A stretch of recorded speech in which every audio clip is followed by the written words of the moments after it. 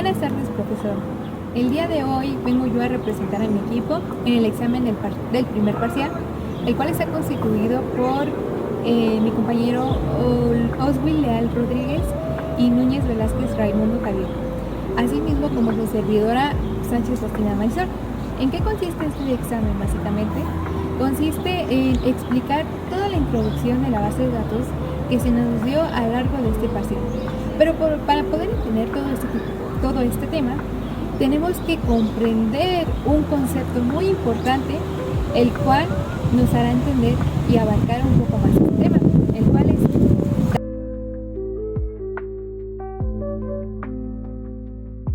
dato. ¿Qué es un dato? Un dato es el conjunto de información, tanto de letras, números, dígitos, entre otras cosas que forman una información. Este concepto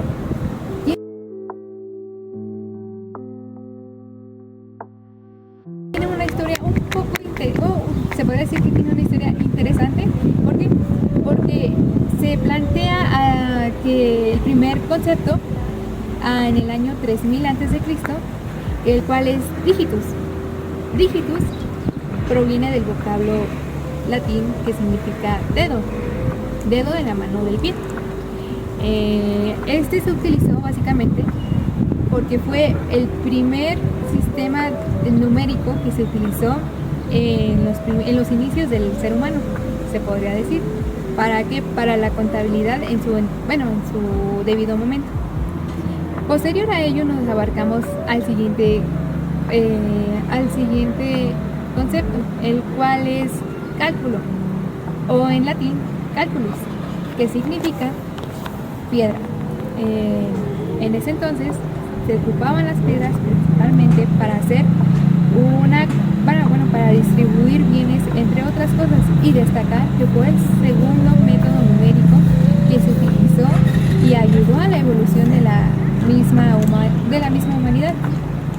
Ahora bien, sabiendo todo esto, tenemos que abarcar a través se podría decir que abarcamos a la siguiente parte, que es en las tablas babilónicas. Estas tablas estaban constituidas precisamente con barro y también con bolitas de arcilla, las cuales se ocupaban para la misma contabilidad, pero con ayuda también de las piedras. Ahora, no obstante, viene llegando lo que es la segunda herramienta más fundamental en este apartado, y que se podría decir que revolucionó hasta cierto punto la humanidad, el cual fue el ábaco. El ábaco básicamente consistía, o se podría decir que se tomaba como ejemplo, las zanjas que utilizaban en este caso los agricultores, para poder contabilizar. Entonces, cuando hacen todo eso, se detecta que pueden hacerlo, pero de una manera más simplificada. Entonces, los primeros ábacos que se llevan a cabo aquí son los que estaban hechos de piedras y con lodo, se podría decir. Posterior a ello avanza un poco más el tiempo y se descubre que básicamente se fabrican ya de madera.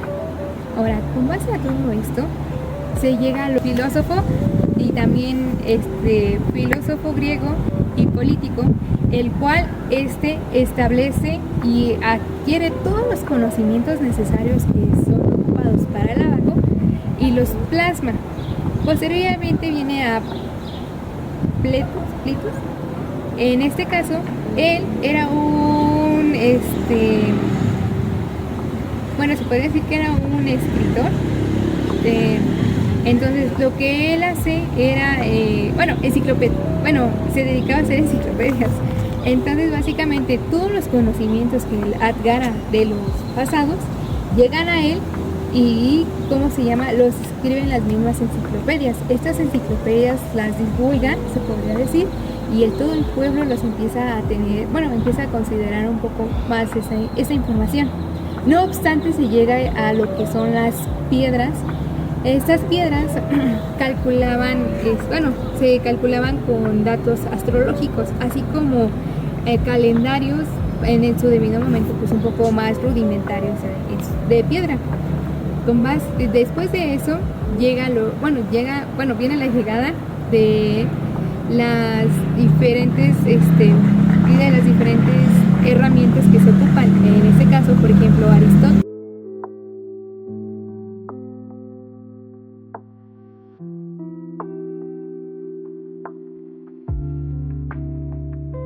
No, perdón. Leonardo da Vinci hace apuntes y anotaciones con las cuales puede o generó una calculadora en su debido momento. Un poquito, pues, rudimentaria se podría decir, ¿no? Y con ello se pudo observar o se pudo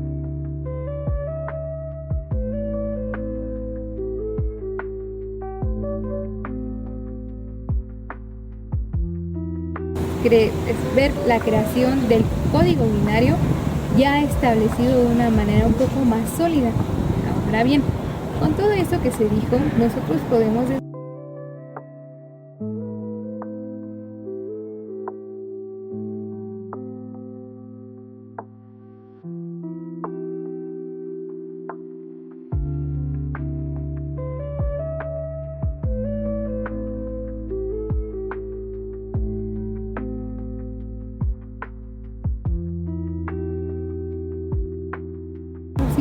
que las bases de datos, sí, para que ellas funcionen necesitan un dato.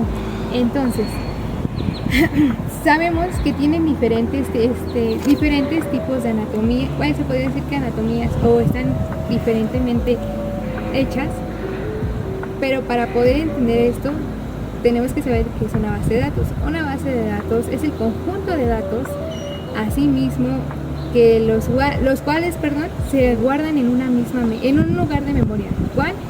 En este caso, por lo regular, pues, suele ser la internet. Ahora bien, para que estas bases de datos se puedan funcionar, ellas necesitan o dependen básicamente de un SGBD, que es un sistema gestor base de datos. ¿Y qué es un sistema gestor de base de datos? El sistema gestor de base de datos es el software o el ecosistema en el cual este mismo tiene las herramientas necesarias, así como las funciones, para que esta misma pueda generar la misma base de datos. Ahora bien, sabiendo todo eso, tendremos que saber que para elaborar, y mencionar algo muy importante, este sistema gestor de base de datos se rige a través del lenguaje de programación SQL. Es conformado por el lenguaje SQL. Ahora bien, como bien sabemos, estas mismas la base de datos básicamente pasa por un proceso de distintos usuarios. El primero por el que pasa es por el administrador. Este básicamente utiliza el LDD, el lenguaje de desarrollo de datos, el cual este mismo básicamente lo que hace es la estructura de la tabla de la base de datos, en donde aquí define las entidades, los atributos y las llaves primarias. Básicamente él trata de optimizar de tal manera que no ocupe tanto espacio en memoria. Ahora bien, cuando pasa esto, el administrador se lo manda inmediatamente a lo que es el analista de datos. El analista de datos, ¿qué es lo que hace? Este analista se dedica a introducir el truth, que es crear, modificar, consultar y borrar. Esto lo hace básicamente con la finalidad para que se llene la tabla de base de datos y los usuarios puedan ingresar. Pero se podría decir que es el que también administra el permiso de quién sí o quién no puede manipular la misma base de datos. Entonces, con base de ello, también mencionar que ellos utilizan el lenguaje LMD, es el lenguaje de modificación de datos. Es muy importante y básicamente ese lenguaje es lo mismo con lo que se acabó de decir. Crea, actualiza, modifica y borra información.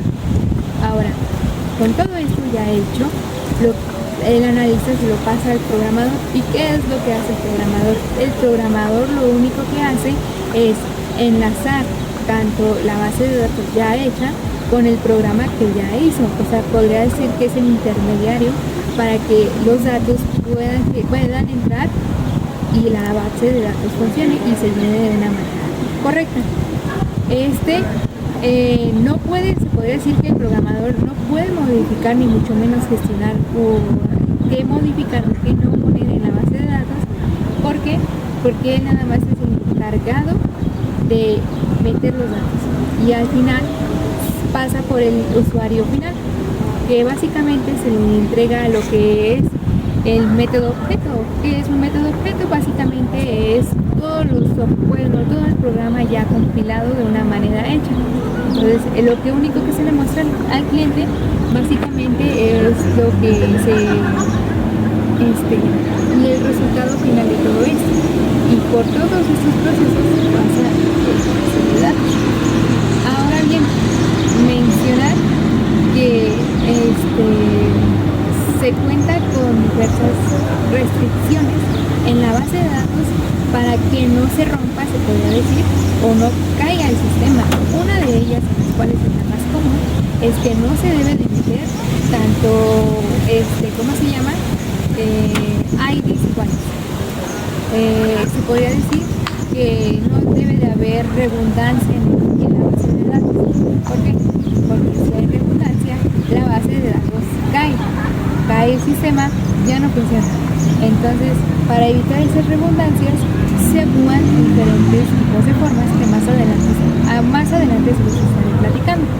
Ahora bien, también mencionar que estas bases de datos deben estar muy bien prevenidas en caso de que el cliente o el usuario ingrese mal se podría decir que un algoritmo mal hecho. No es un algoritmo, sino los símbolos que no son válidos ahí, por ejemplo, las sumas, el signo de suma, el de resta, puntos, comas, deben de haber restricciones. Se podría decir que es el redox.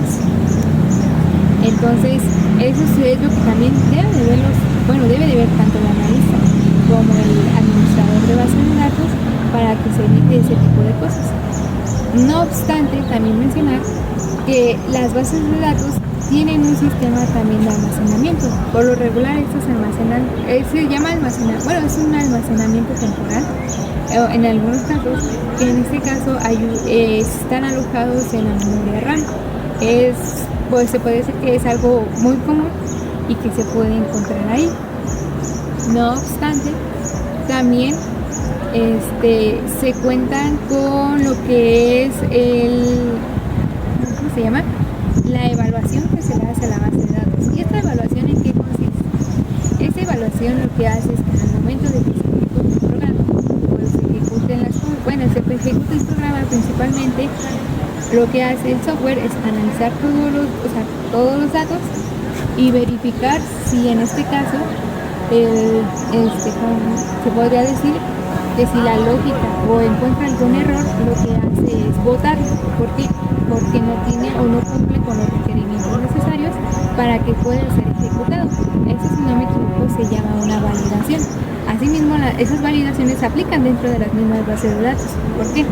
Porque al momento de validar y a lo mejor el usuario ingresar enter y no haya ingresado nada, lo que hace es ocupar un espacio más, y ese espacio más es otro espacio más en memoria, y sería algo inservible. Por lo regular, en las bases de datos, eso se utiliza básicamente para que en cualquier cosa de que el usuario más que nada el usuario cometa algún error, el programa ya esté restringido para ese tipo de cosas y se puedan corregir de una manera inmediata. Ahora bien, sabiendo todo esto, podemos nosotros redirigirnos en este caso, se puede decir que es una abstracción. No me equivoco, las abstracciones son aquellas, se podría decir que es el momento en donde,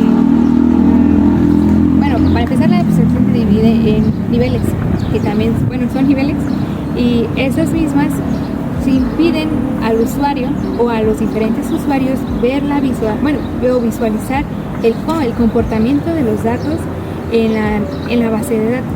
El primer nivel, si no me equivoco, es el de vistas. El nivel de vistas se utiliza principalmente en los usuarios muy comunes, y estos evitan básicamente muestran uno que otro dato, pero no muestran cómo es el proceso de almacenado de datos. Un ejemplo muy claro en donde nosotros podemos encontrar este tipo de cosas, y creo que al menos todos lo hemos vivido, es el de cuando se va a buscar información en una página en línea. Por ejemplo, voy a tomar el ejemplo de una tienda, ¿no? El Mercado Libre, ¿no? Cuando tú seleccionas un producto, ¿qué es lo que te va a aparecer en el carrito de compras? Te va a aparecer el producto que seleccionaste, a lo mejor en qué momento o en qué ubicación tú quieres que te lo dé, y el precio total en el que tú puedas visualizar, el precio total que tú vas a pagar. Entonces, los datos que a lo mejor en este caso pueden ocurrir es el precio, el lugar y a lo mejor también el producto. Posterior a esto viene el otro que, si no me equivoco, es el de estructuras, o es el nivel medio, se podría decir. Este básicamente se podría decir que como tal aborda lo que es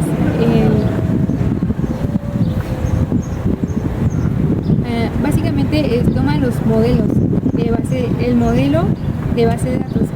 ¿A qué me refiero con esto? Se hace una modelación en diversos tipos de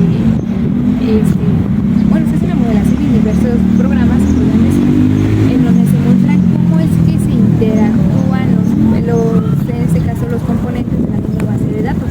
Sin embargo, ellos todavía no tocan el código como tal cual. Nada más ellos pueden ver y visualizar cómo es que se comportan. Y por último tenemos el último método, que es el método RAID. Con base a ello también mencionar que tenemos lo que son las tuplas. Las tuplas básicamente es un registro de la base de la tabla de la base de datos. No obstante, también mencionar que en este caso las tablas son aquellas que no pueden ser, son tablas que van a almacenar la información, pero no pueden llamarse de la misma manera. Así mismo, también las bases de datos deben estar bien estructuradas conforme a lo que, tienen que estar bien estructuradas y tienen, entonces, en este caso, tiene que ser el modelado que se implementa con esquemas, y todo eso también debe de tomar la información, entre otro tipo de cosas. Ahora bien, para meterlos tú a un programa, en este caso a un software, o se ocupa lo que es, en este caso nosotros y para seleccionar algún registro, se utiliza el select, SELSE, se ocupa básicamente para mandar a llamar lo que es la base de la tabla. Entonces, van a llevar la tabla y se ocupa un from. El from se ocupa para principalmente poner o visualizar en qué atributo o contiene, en qué entidad está almacenada en su dato. Y por último se utiliza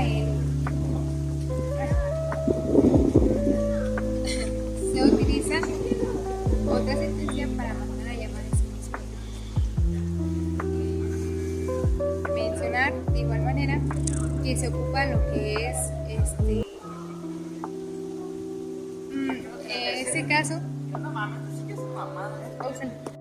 Ahora bien, también sabemos que las bases de datos están constituidas por diferentes partes, en este caso las entidades. ¿Qué es una entidad? Las entidades son básicamente las tablas con las cuales están conformadas las bases de datos, y estas mismas entidades tienen atributos. Los atributos se podrían decir que son las características que tienen las tablas. Ejemplo muy claro que nosotros podemos encontrar aquí es, por ejemplo, nosotros como personas, nosotros somos una entidad porque somos algo fijo. ¿Cuáles serían nuestros atributos? Mi atributo como yo, persona, es mi cabeza, mis manos, mis ojos, mis piernas. Esos serían las entidades y los atributos. Pero destacar que cada atributo, vale, que cada entidad tiene diversos tipos de atributos. Uno de ellos es el atributo, la primary key. Esa primary key o llave primaria es ocupada principalmente para los identificadores. ¿Qué es un identificador? Es para que nosotros básicamente podamos ver o seleccionar un elemento que sea único. Ejemplo, a lo mejor, ¿no? O a lo mejor puede ser que yo como persona, mi llave única, o mi llave a lo mejor primaria, o mi llave única puede ser a lo mejor la marca de nacimiento que tengo, porque es única y es mía. Ahora bien, también encontramos lo que son llaves foráneas. ¿Qué son las llaves foráneas? Las llaves foráneas son aquellas llaves que se complementan con las llaves primarias de las tablas. La diferencia de esto es que aquí entran lo que son las entidades débiles y las entidades fuertes. Las entidades fuertes básicamente son aquellas que sí o sí son la base, es decir, que son los cimientos de la misma base de datos. ¿Por qué lo digo así? Porque es lo principal y es con lo que nosotros vamos a manejar e inicializar la base de datos. Posterior a ella llegan las entidades débiles. Estas entidades débiles, como bien lo dice, ellas dependen de las entidades fuertes. ¿Por qué?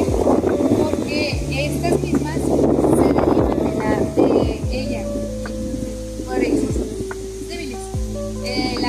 Ahora bien, volviendo al tema de llaves foráneas, las llaves foráneas, esas mismas, son utilizadas principalmente en las entidades débiles. ¿Por qué? Y estas mismas se rigen a través de las llaves tribales, que sería como que un enlazamiento de ambas. Ahora bien, también nosotros encontramos lo que son llaves únicas o unique. Estas llaves únicas son aquellas que básicamente no se repiten en ninguna de estas tablas.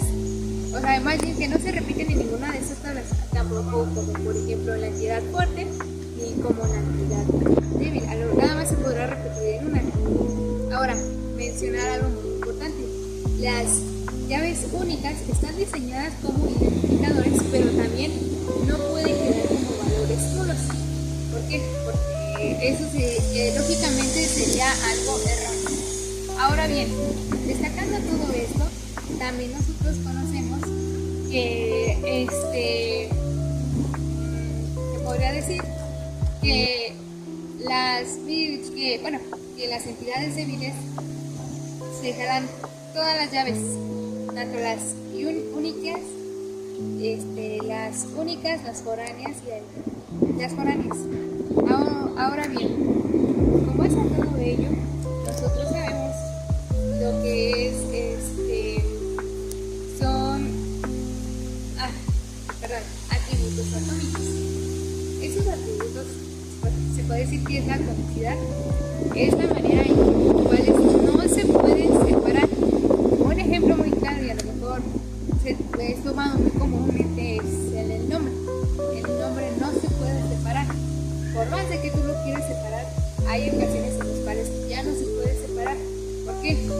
Porque son nombres y siempre van a ser los mismos. A veces se repiten.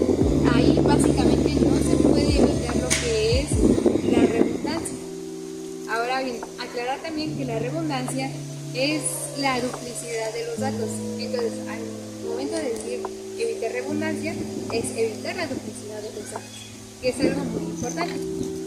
También mencionar que las llaves únicas no pueden repetirse. Es algo que también está mal y lógicamente tampoco no puede estar pasando eso. También encontramos los que son los atributos compuestos. Estos atributos compuestos están básicamente constituidos entre diversas, ¿cómo se llaman? Por diversos elementos, es decir, por diversas llaves únicas, las cuales lo complementan a sí mismo. Y obstante, también nosotros encontraremos lo que viene siendo las